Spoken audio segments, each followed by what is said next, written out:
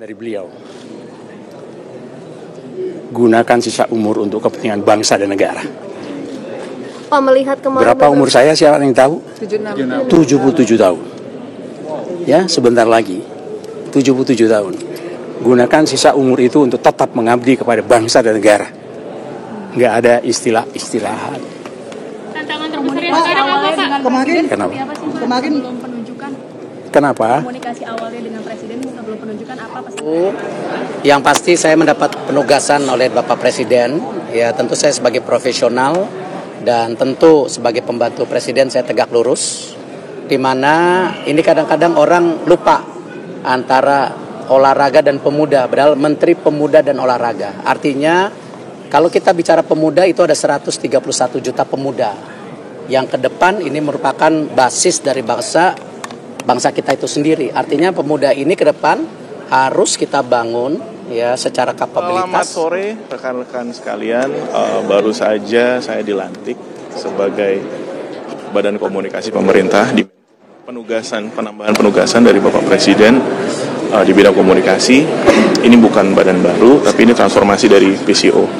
Kita diminta perkuat fungsi koordinasi, fungsi eksekusi, komunikasi di pemerintah antar KL, dan ini juga inline dengan posisi saya di Womenkomdigi. Jadi ini kita perkuat komunikasi agar. Ya, itu tadi beberapa sosok yang memang mencuri perhatian dalam reshuffle terakhir kemarin. Tapi ada juga yang kemudian bersuara, Mas Andika, bahwa dari 2 kali terakhir reshuffle yang dilakukan oleh Pak Prabowo, kok nampaknya banyak sekali ya orang-orang yang mungkin memiliki kedekatan dengan Pak Prabowo, orang-orang pilihan Pak Prabowo gitu, dibandingkan juga dengan beberapa tim Kabinet Merah Putih sebelumnya kan memang sebagian besar kan memang berasal dari pemerintah sebelumnya kan. Apa sebenarnya yang ingin dilakukan oleh Pak Prabowo sih? Betul akan ada reposisi untuk kekuatan internal lebih baik lagi ke depannya? Ya, saya melihat bahwa pesan dari reshuffle kedua ini adalah memperkuat strategi komunikasi Presiden kepada publik ya, bahwa kerusuhan Agustus kemarin kan salah satu faktor utamanya adalah adanya pesan narasi yang negatif yang cukup berkembang di tengah masyarakat, dan itu menutupi program-program pemerintah yang sudah berjalan. Sehingga dengan diangkatnya Anggaraka Prabowo yang saat ini sebagai kepala badan komunikasi pemerintah ya, bukan komunikasi Presiden, tapi pemerintah, ini memberikan pesan bahwa Presiden ini ingin program-program yang sudah berjalan itu terkomunikasikan dengan baik kepada masyarakat yang selama ini belum optimal. Di sisi lain kalau kita lihat dari kepala PCO sebelumnya kan memang itu adalah satu badan, satu lembaga yang dibentuk di era Pak Jokowi, ya, baru kemudian di masa transisi dilanjutkan oleh Presiden Prabowo. Nampaknya hal ini dinilai kurang optimal oleh Presiden, sehingga Presiden membutuhkan langsung anak kandungnya ya, anak kandung ideologis Presiden untuk bisa berkomunikasi kepada masyarakat. Angga ini kan tim medianya pada saat kampanye kan ya? Betul, kepala tim media Prabowo ketika pemilu, kemudian juga sudah pernah menjadi sekretaris pribadi Presiden, sehingga sudah memiliki hubungan alamiah dengan Presiden yang lebih dalam dan mampu membaca apa pemikiran, gagasan dari Presiden kepada publik. Dan yang terpenting adalah akses. Ya, kita lihat bahwa saat Pak Hasan Nasbi itu menjadi kepala PCO, akses ini kan nampaknya kurang dalam ya, sehingga barangkali itu yang membuat juga kantor PCO ini tidak optimal dalam menjalankan perannya. Oke, menarik juga karena beberapa nama kan tidak hanya Anggaraka Prabowo saja, tapi juga Jamari Caniago yang juga cukup menarik perhatian. Betul. Dan kalau kita lihat juga kan pengangkatan wakil kepala BGN, Nani Deyang itu kan juga memiliki latar belakang ilmu komunikasi atau jurnalis ya. Saya juga melihat bahwa ini memberikan pesan BGN sebagai signature programnya Presiden yang diharapkan mampu meningkatkan image Presiden, kinerja Presiden di mata publik, ini kurang terblow up dengan baik. Saya menduga bahwa ditempatkannya Nani S. Dayang yang selama ini juga menghandle urusan komunikasi Pak Prabowo di masa Pilpres, itu juga memberikan pesan bahwa BGN ini harus lebih cetar di mata masyarakat. Langsung gebrakan-gebrakan ya di awal. Ada keinginan untuk mengakselerasi agar BGN ini bisa lebih cepat ya, karena saat ini kan baru 20 juta atau baru berapa juta ya, 8 juta ya. Sementara target Presiden ingin menyasar 80 juta penerima manfaat BGN ini. Oke, Mas Dika, yang cukup menarik adalah salah satu yang jadi highlight publik ini jabatan yang double, rangkap gitu, bisa 2, bisa 3 begitu ya. Anggaraka kan termasuk di sana begitu. Anda lihatnya gimana? Apakah ini tidak menjawab aspirasi dari masyarakat untuk tidak hanya adanya double posisi tadi begitu. Pak Menkom Diji kan? Ya, kalau tadi kita lihat pernyataan dari Mas Anggaraka ini kan bahwa ada hubungan antara posisi sebagai wamen dengan sebagai kepala Badan Komunikasi Pemerintah ya. Tetapi kalau kita lihat sebenarnya kalau sudut pandangnya ada efisiensi, harusnya ini dirampingkan saja.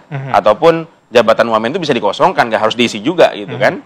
Nah, ini juga bisa menjadi kritik masyarakat selanjutnya kepada pemerintahan Pak Prabowo kalau double rangkap jabatan ini berlangsung dengan cukup masif ya, dan kita harap ini tidak terjadi di banyak posisi, karena saya pikir bangsa ini juga masih banyak orang-orang yang berkualitas, yang baik, yang bisa memainkan peran di posisi-posisi tersebut gitu ya. Mas Adi? Ya, bagi saya dua hal. Pertama, memang menteri dan kepala badan termasuk wamen, pertama harus bekerja maksimal, itu penting. Yang kedua, fungsi komunikasi yang tadi sudah kita diskusikan adalah penyampai apa yang sudah dilakukan oleh pemerintah. Misalnya soal program makan bergizi gratis. Harus ada penjelasan yang saya kira komprehensif bahwa makan bergizi gratis itu bukan soal bagaimana anak-anak kita itu mampu mengakses gizi yang gratis. Harus ada upaya menjelaskan bahwa badan yang sehat, gizi yang sehat, ini akan ada kemungkinan akan melahirkan SDM yang bisa meningkatkan kapasitas, kemampuan, dan intelektualitas. Itulah yang disebut semacam grooming, bahwa program makan bergizi gratis sebagai upaya untuk menciptakan intelektualitas dan pengetahuan yang tinggi. Karena ada keyakinan, ada satu temuan bahwa kalau gizinya cukup, asupannya cukup, ada kemungkinan dia akan menjadi anak-anak yang pintar dan hebat. Nah, ini tidak terkonfirmasi. Apalagi kita tahu adalah bahwa soal program makan bergizi gratis ini kan anggarannya cukup fantastis dan Masya Allah banget gitu. Perlu ada penjelasan yang saya kira kemanfaatannya yang signifikan. Dan jangan hanya dilihat bukan untuk jangka 4 tahun, 3 tahun, tapi ini adalah untuk long term. Bahwa anak-anak didik kita yang mulai dari TK dan SD dan seterusnya itu memang didesain sebagai calon-calon pemimpin yang hebat, mereka top, resource-nya, kapasitasnya, gizinya oke, dan tentu saja pengetahuan dan otaknya itu bisa diandalkan. Itu yang kemudian kalau diamplifikasi, mau 100%, 200% APBN dipakai, pasti akan disupport oleh publik. Wajar kalau kemudian ingin memperkuat dalam konteks komunikasi adalah sebagai penebalan. Apa yang dilakukan oleh pemerintah itu betul-betul from and on the right track. Nah, yang kedua, kalau saya membaca rata-rata secara umum, betul ini semacam konsolidasi kekuasaan ya, terutama sepertinya pemerintah, Pak Prabowo itu ingin memastikan bahwa program-program strategisnya, posisi-posisi strategisnya dikawal oleh orang-orang yang memang memahami betul apa yang diinginkan oleh Pak Prabowo. Juga jadi, sampai ke rakyat dengan baik. Betul, jadi Pak Prabowo tanpa pidato sekalipun, hanya sebatas menunjukkan gestur dan gerak-gerik, orang-orang di tempat yang strategis ini sudah bisa menjelaskan contoh soal Kopdes. Kenapa Verjul yang kemudian menjadi menteri untuk menggantikan Budi Ari? Kita tahu Verjul adalah orang dekat presiden, kader Gerindra dan ngerti tentang koperasi. Ini andalan pemerintah loh. Prabowo tidak mau ada orang yang tidak ngerti gesturnya Prabowo jadi menteri. Adalah reshuffle, diganti dengan orang yang betul-betul memastikan bahwa denyut kepentingan soal keinginan pemerintah disampaikan oleh orang-orang yang memang paham betul.